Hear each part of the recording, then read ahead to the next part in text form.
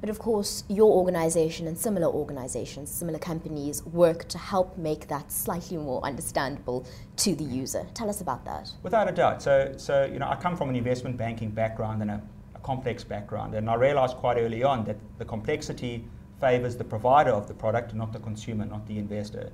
So at 10X, what we do, and as you say, some other companies are following suit, is really to make investing simpler and better for the consumer.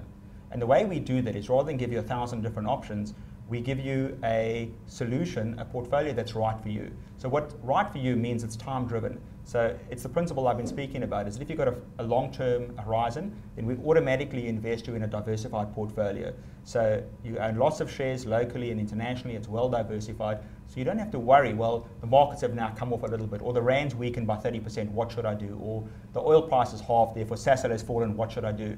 Because managing your money on what we call a rear view mirror, what's happened in the past, is a sure way to fail in the long run.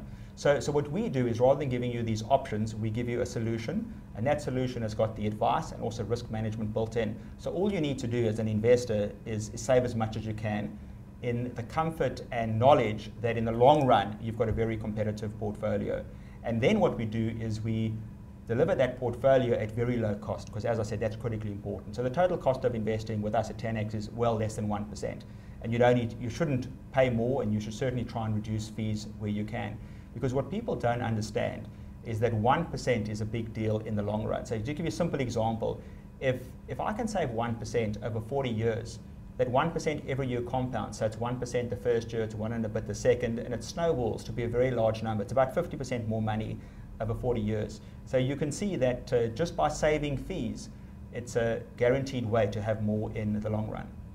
Now, I think there's a misconception or a conception in South Africa that one needs to have tens of thousands of rands before we're able to make an investment.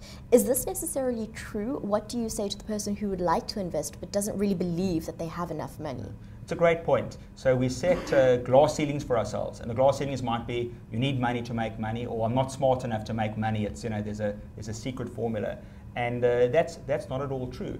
So there's two components to it. The one is, how much can I afford to save? And then I must make sure that I get the best value for my savings. And both of those are important.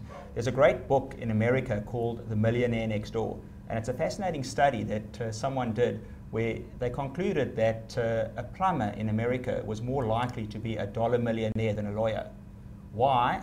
The lawyer earns a lot more money than the plumber, but the lawyer spends a fortune, because the whole lifestyle and peer pressure of a lawyer is, I've got to have the best house, got to go on an overseas holiday, I've got to change my car regularly, whereas a plumber tends to stay in the same house, they have very modest means, they don't take extravagant holidays, so they're much better savers.